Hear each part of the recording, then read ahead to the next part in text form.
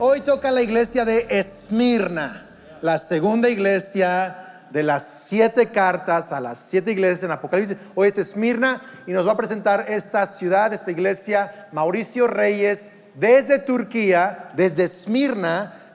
Mauricio Reyes del ministerio Preciosa Sangre. Cheque esto. Esmirna fue fundada en el año 3000 a.C. Como dato interesante, aquí nació el famoso poeta griego Homero, autor de las grandes obras de la literatura clásica, la Ilíada y la Odisea. Este puerto del mar Egeo experimentó un importante desarrollo comercial y cultural similar al de Éfeso, y una gran comunidad judía se asentó en esta región. Los primeros cristianos de Esmirna fueron pastoreados por Policarpo, quien muy posiblemente fue discípulo directo del apóstol Juan. Policarpo y su congregación fueron grandemente perseguidos por el Imperio Romano, y finalmente Policarpo, tras haberse rehusado a negar el nombre de Jesús, fue condenado a la hoguera, en donde murió como mártir por causa del Evangelio. La ciudad en donde se encontraba la iglesia de Esmirna sigue conservando su mismo nombre y actualmente es la tercera ciudad más grande de toda Turquía, solo después de Estambul y Ankara. Esta ciudad de 4 millones de habitantes tan solo cuenta con 14 congregaciones cristianas, lo cual es muy poco para el gran tamaño que tiene. Esmirna es considerada en Turquía la ciudad infiel, ya que un gran número de la población ha rehusado abrazar el Islam y ha buscado una cultura más occidental y humanista. Nuestra oración es que esta ciudad conozca la gloria de Jesús y pueda experimentar su increíble gracia y amor.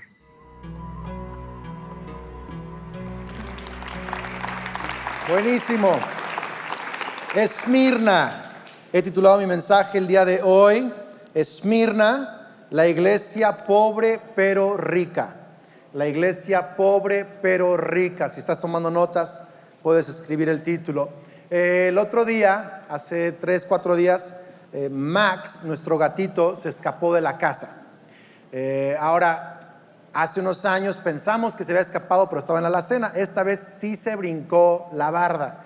Y Kelly alcanzó, es la primera vez, alcanzó a ver que Max se brincó la barda. Estaba ella sentada en la sala y vio y gritó: ¡Max! ¡Andrés! ¿Verdad? Y el gato, y Sofía se puso a llorar. Eso fue una histeria, la casa entera, ¿verdad? A veces siento que aman más a Max que a mí, ¿no? Y entonces se brincó al lote de atrás, un lote baldío atrás de la casa, y nos subimos con Lucas al carro para ir a la colonia de al lado. Un amigo vive atrás de la casa. Le dije: oye, por ahí si ves a Max, nomás que no se vaya a otro lado, que no se escape. Llegamos y empezamos a gritar: Max, Max, y no aparecía el gato. Y el lote baldío estaba feo, así como ramas, espinas, así todo feo, y el gato no lo encontrábamos. Y pues me metí ahí, estaba con chanclas y shorts y todo, raspándome las piernas y entrando, buscando al gato. Y de pronto sale el gato brincando y queriendo regresar a la casa. Entonces estaba tratando de subir al muro y se resbalaba porque no había cómo agarrarse, y con las uñas se agarraba y se resbalaba de regreso, y desesperado por regresar a nuestra casa.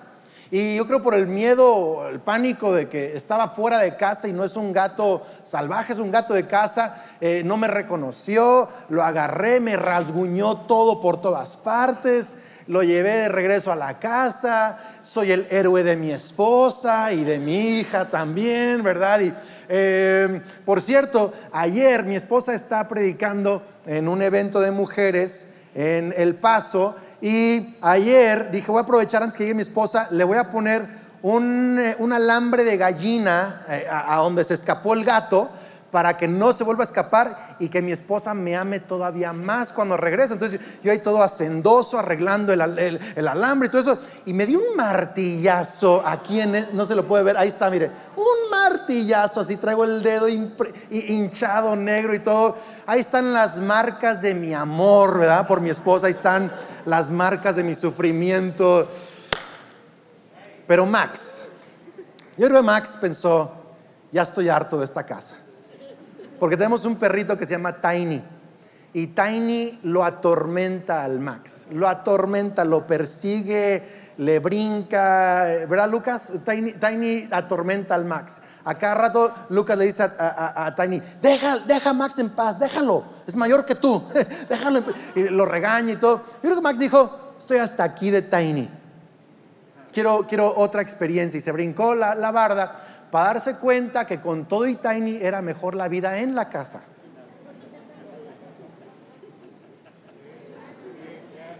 Y la verdad es que la vida en Cristo es mucho mejor, aun cuando hay dificultades personales o entre personas.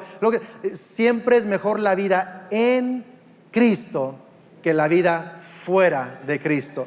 El salmista lo dijo así: prefiero estar un día en la casa de mi Dios que estar 1000 días fuera de la casa de mi Dios. Es mejor estar en Cristo. Y Esmirna, la iglesia en Esmirna entendía esto, que Jesús valía cualquier sufrimiento. Y de eso vamos a hablar el día de hoy. Ellos se quedaron en Cristo aún en las dificultades. Y podemos leer el inicio de la carta a Esmirna. Dice así el verso 8. Recuerden, la primera parte siempre es la introducción de Jesús. Dice: escribe al ángel, lo explicamos que es el pastor, el obispo de la iglesia de Esmirna. Esto dice el primero y el último. Realmente la traducción a mí me gustaría que dijera mejor el principio y el final, pero está bien, el primero y el último. No que sea el último en importancia, sino que Él está al final. Y el que murió y volvió a vivir. ¿No le encanta eso? El que murió y volvió a vivir. Ahora, ¿por qué se presenta Jesús de esta manera? Y tú y yo vamos a ver que cada carta Jesús se presenta a cada iglesia de una manera distinta.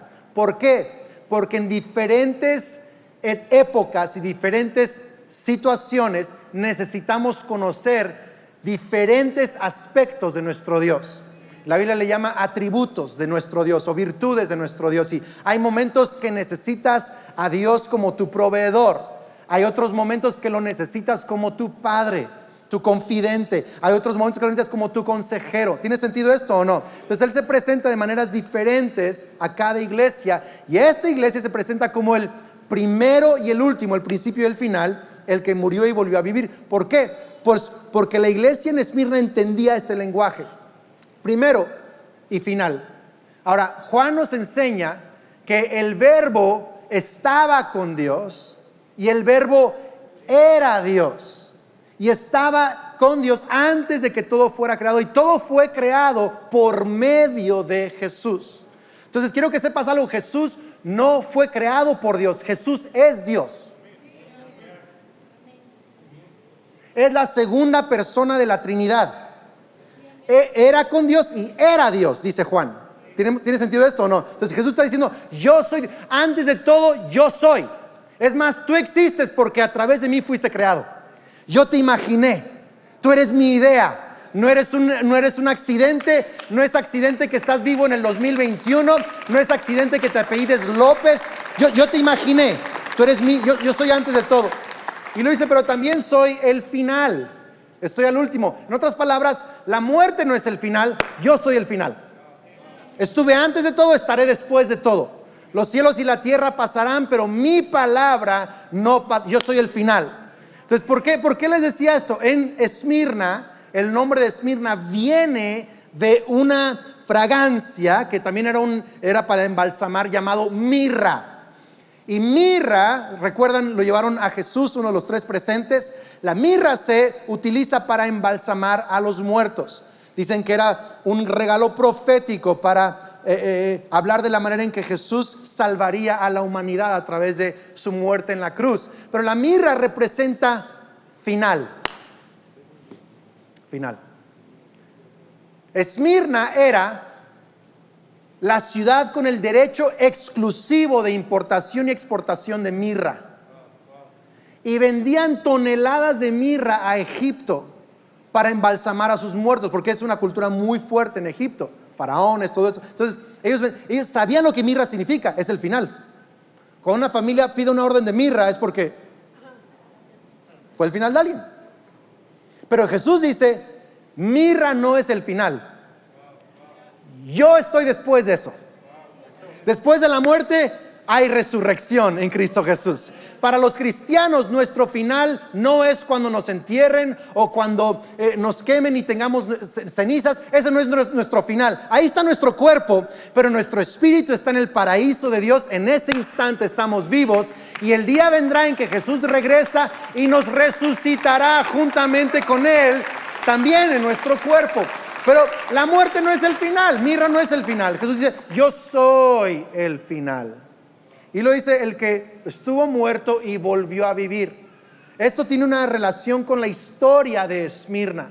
Esmirna, como vimos, fue fundada en el año 3000 antes de Cristo. Luego hubo una otra fundación en el siglo 11 antes de Cristo. Pero en el año 700 antes de Cristo, un gran terremoto destruyó mucho de la ciudad y la reconstruyeron. En el año 600 antes de Cristo, el rey de Lidia, otro imperio, la destruyó también y la trataron de volver a construir. Y en el año 545 antes de Cristo, los persas la acabaron por completo. La redujeron básicamente a un pequeño pueblito de unas cuantas familias. La ciudad muerta le llamaban. Pero en el año 330 antes de Cristo, Alejandro el Magno mandó reconstruir la ciudad. ¿Y sabe cómo se autonombraba Esmirna? Somos la ciudad que estaba muerta y volvió a vivir. Entonces Jesús dice, ustedes ubican lo que significa estar muerto. Yo soy que murió y volvió a vivir, y si ustedes creen en mí, también aunque mueran, vivirán de nuevo. Vivirán de nuevo. Me encanta eso, me encanta esa introducción. Luego el verso 9 dice: conozco tus sufrimientos y tu pobreza, sin embargo eres rico. Y sé cómo te calumnian los que se dicen ser judíos, pero que en realidad no son más que una sinagoga de Satanás. Entonces aquí entra, la primera sección es la presentación, la segunda sección es el ánimo, o el decir, van muy bien, conozco lo que están haciendo. Y Jesús aquí dice, sé de su sufrimiento, y que están sufriendo por mí es la implicación. Están sufriendo dificultades por mí. Y había 3 dificultades que estaban sufriendo los cristianos en Esmirna.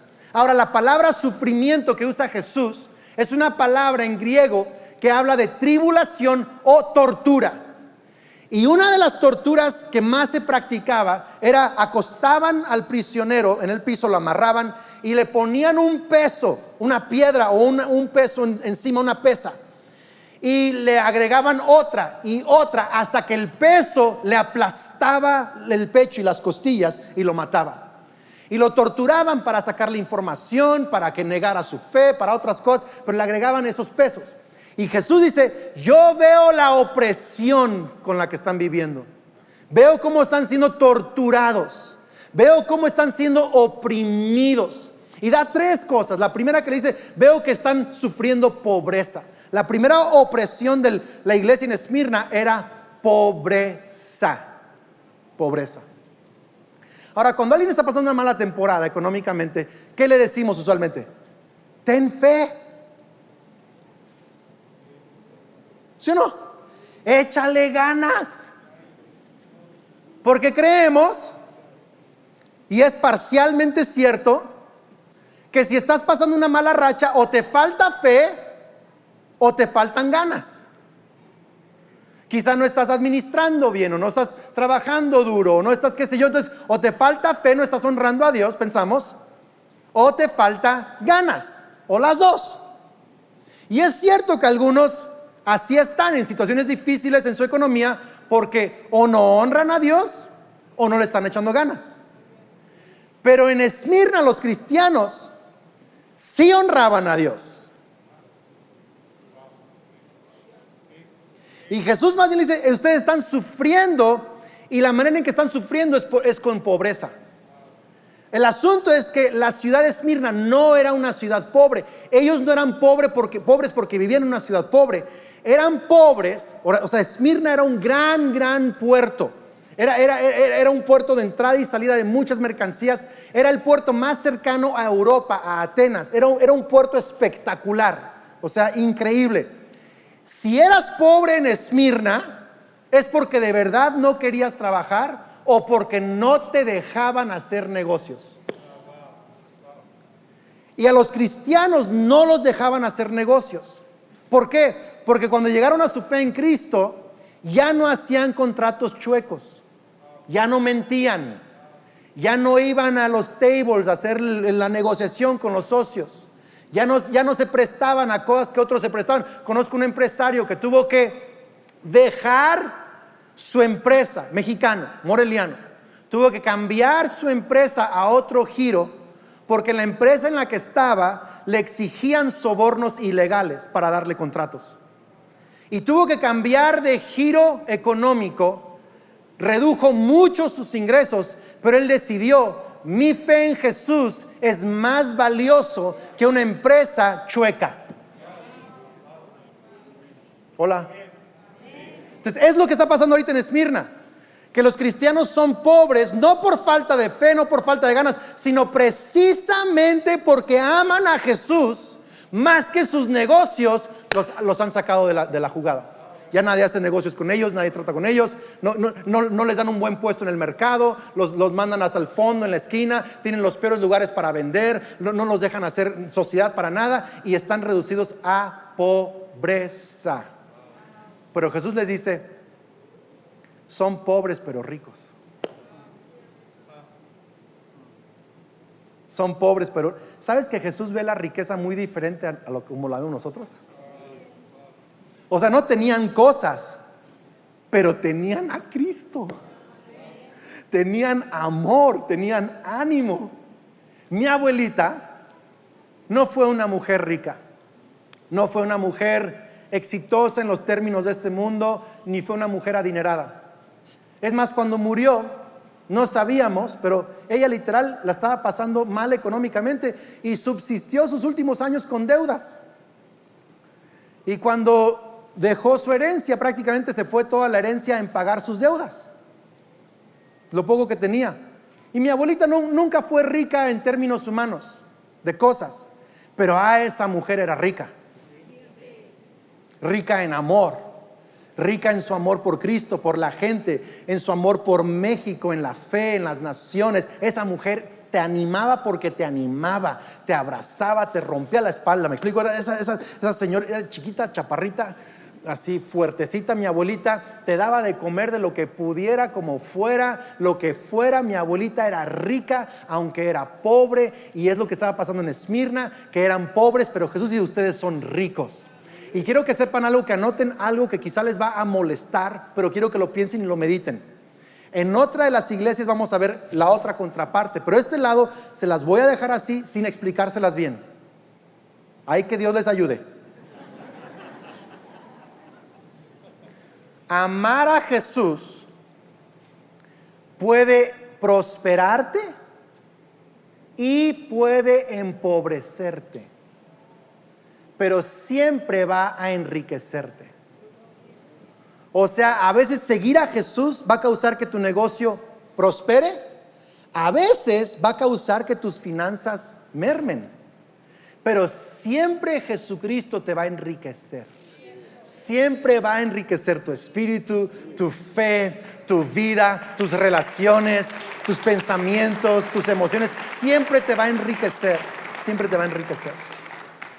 Entonces es la primera opresión. La segunda opresión que tenían era la calumnia de los judíos, que se decían ser judíos, pero solo eran de sangre, no eran de corazón. Es más, Jesús dice: son de la sinagoga de Satanás.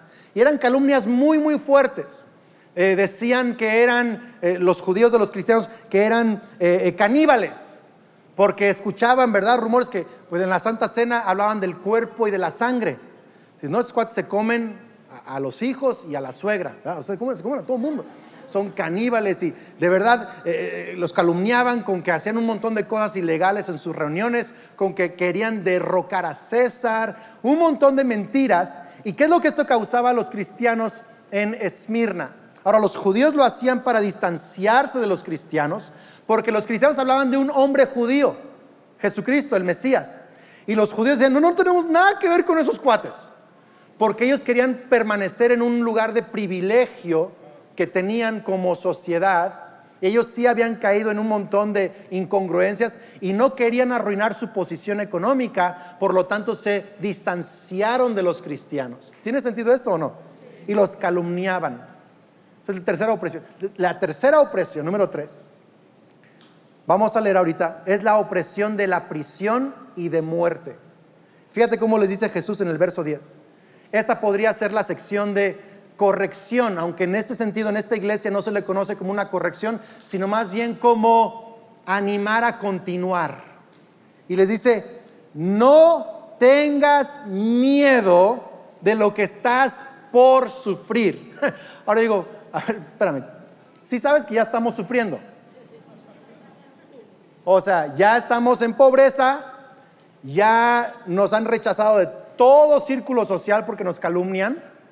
O sea, ya ni amigos tenemos. Algunos seguramente habrán perdido familiares, como les ha pasado a algunos de ustedes, que por ser cristianos ya no les permiten entrar a ciertas casas. Pasa en México todavía. Y luego Jesús les dice, y van a sufrir un poco más. Los voy a preparar. Pastor, pensé que era el evangelio de la prosperidad.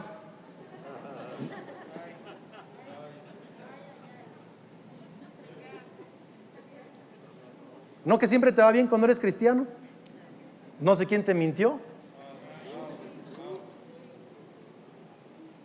Porque creer en Cristo a veces te va a llevar a vivir una vida espectacularmente fácil y a veces espectacularmente sufrida. Y si alguien te dice lo contrario, falso. No es cierto. Todos los apóstoles murieron martirizados. No me diga, por favor, que la vida en Cristo es la vida más fácil en la tierra. No, a veces es la más difícil. Jesús incluso dijo, los que entran al reino es la puerta y el camino estrecho. Lo fácil es ir por donde todo el mundo va. Lo difícil es permanecer en Cristo. Pero como vimos con Max, es mejor estar en Cristo y vivir la vida difícil que estar fuera de Cristo en la vida que se llama amplia o fácil. ¿Tiene sentido esto o no? Entonces aquí dice, van a sufrir un poquito más, un poco más. Y les advierto que algunos de ustedes el diablo los meterá en la cárcel para ponerlos a prueba, a prueba. Me recuerda a Job un poquito. Y sufrirán persecución durante 10 días. No son 10 días literales, es solo una expresión de decir brevemente. Y para Dios breve es algo que no es eterno. Eso es breve nada más. Y dice, sé fiel, ojo, hasta la, ¿qué dice ahí? Hasta la muerte, y te daré la corona de vida. Quiero que anotes esto, por favor. Esto lo puedes compartir, memorizar, tuitear, instagramear. Es esto: fidelidad es seguir a Jesús hasta la muerte. Entonces Jesús les dice, ya han sufrido pobreza, ya han sufrido calumnia, ahora algunos van a sufrir prisión, y los calabozos romanos son famosos por lo horrible que eran. Van a sufrir prisión. Algunos no saben si prefieren la prisión o la muerte de tan feo que era la prisión.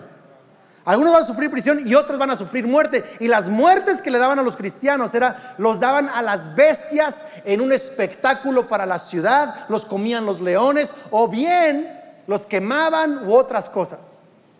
Y Jesús dice, algunos van a ir a la prisión y otros van a morir. Pero ojo, sean fieles hasta la muerte. Pobreza, calumnia, rechazo, prisión. ¿Cuál es tu límite? ¿Dónde pintas tu raya? ¿Dónde dices, Jesús, yo te sigo hasta aquí? Hola. Porque algunos cristianos parece que le han puesto límites a Dios o condiciones a Dios. Soy cristiano mientras me vaya bien. El día que no me vaya bien, pues no soy cristiano. Soy cristiano mientras me ayude en mis relaciones públicas. Pero si me empiezan a rechazar, ya no soy cristiano. ¿Hasta dónde está tu límite? Es muy similar el lenguaje al lenguaje de cuando nos casamos, ¿no? En pobreza o riqueza. Mira nomás. En salud o en Ah, caray. Hasta que la muerte nos separe. Está bien similar. No dicen los votos, hasta que llegues a los 20 kilos de sobrepeso. De ahí para arriba ya no. Ahí nos vemos, chao. No dice así. No dice así. No me está escuchando. Si me traes en Mercedes-Benz, seguimos. Si me pagas a bochito, ya no seguimos. Y hay hoy parejas que se divorcian precisamente por las finanzas. Número 1 razón de divorcio. Porque pobreza para ellos es algo que rompe el contrato. Y tú tienes que hacer un análisis personal de decir hasta dónde está mi límite con Cristo. Porque Jesús le está diciendo, van a sufrir. Y todo cristiano tiene que leer esta carta y hacerse un autoanálisis. Y hacer esta pregunta, ¿ya he decidido que voy a seguir a Jesús en pobreza, en riqueza, cuando soy amado u odiado, cuando tengo límites, si me van a morir? ¿Ya decidí eso o no? Dice, ay Andrés, pero no está tan difícil ser cristiano hoy en día. Pero nunca sabes lo que nos puede pasar. Las cosas podrían cambiar en 2-3 años en México. En algunos países hoy en día matan a personas solo por ser cristianos. La semana pasada pasó. En Egipto mataron a un pastor solo por plantar una iglesia nueva. Lo mataron. Yo no sé si me va a pasar en mi vida o la vida de mis hijos o de mis nietos. No sé qué va a pasar, si en México, si en un año, si en 30 años, no sé. Pero yo no quiero esperar a ese momento para decidir. Yo tengo que decidir el día de hoy. Jesús les dijo, esto va a pasar en el futuro, pero decidan hoy ser fieles hasta la muerte. Policarpo, el obispo de Esmirna, discípulo de Juan, de anciano, entonces la iglesia sufrió mucha persecución, él llegó anciano, o sea que la persecución duró mucho tiempo. Y anciano lo meten a la cárcel y lo sentencian a muerte por su fe cristiana, a Policarpo. Policarpo es quizá lo más seguro la persona a quien fue dirigida esta carta, Policarpo y la iglesia en Esmirna. Él era el obispo. Y Policarpo, vienen por él a su casa, y cuando llegan los policías por él, los centuriones, dicen los historiadores que Policarpo los invitó a cenar o a comer. Pásenle, vénganse, pásenle. Y los sentó a la mesa a comer, y mientras comían les pidió 1 hora para orar. Y se fue a orar. Dicen que oró tan intensamente que los centuriones sentían mal en llevarlo prisionero. Y lo llevaron prisionero, lo llevaron ante el líder de la ciudad. Y el líder lo vio todo anciano, el gobernador, o no sé cómo, el título del líder de la ciudad, lo vio todo anciano y le dijo, Señor, quiero que viva, niegue su fe en Jesús. Y lo dejamos vivir, no lo voy a matar, le doy una oportunidad más. Y Policarpo dijo famosamente, 86 años he servido a mi Señor y nunca me ha hecho daño.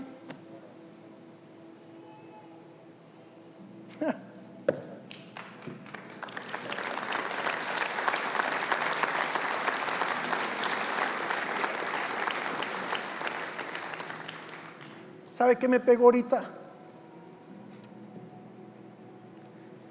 Que Policarpo también sufrió pobreza y dijo, no me ha hecho daño. No escuchó eso. Policarpo sufrió calumnias y rechazos y dijo, no me ha hecho daño. Porque algunos traducimos circunstancias difíciles como que Dios nos hizo daño. No lo vemos como nuestra ofrenda de adoración a Dios. Policarpo dijo, nunca me ha hecho daño. ¿Cómo voy a negarlo? Nunca me ha hecho daño. Qué increíble que hace unos años también fue prisionero en la misma ciudad el pastor y misionero Andrés Brunson, un hombre estadounidense que creció, vivió y ministró en México. Y fue de México misionero a Turquía hace años. Por cierto, yo le estoy pidiendo a Dios, este pastor le está pidiendo secretamente que a algunos Dios les dé el llamado de ser misioneros en Turquía después de esta serie. Es mi oración. Y lo pusieron en la prisión injustamente en Esmirna, la misma ciudad. Qué interesante que el mundo musulmán conoce a Esmirna como la ciudad infiel, porque le ha sido fiel a Jesús. Es la única ciudad de las 7 que sigue habiendo comunidades de fe cristiana hoy en el 2021. Porque cristianos que mueren en fe producen generaciones que viven en fe.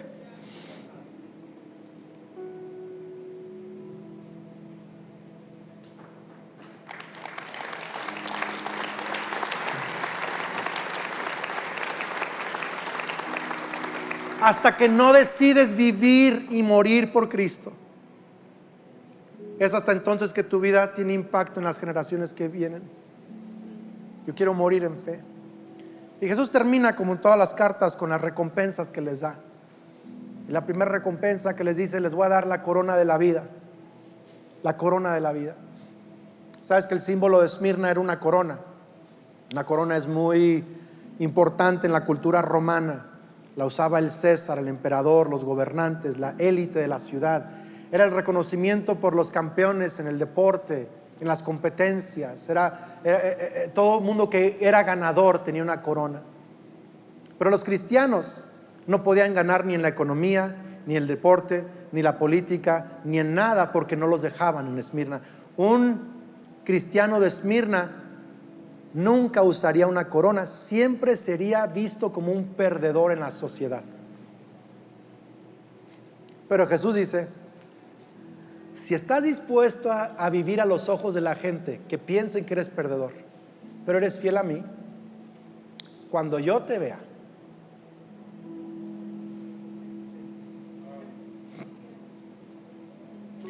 yo te voy a dar una corona. Yo te voy a dar una corona.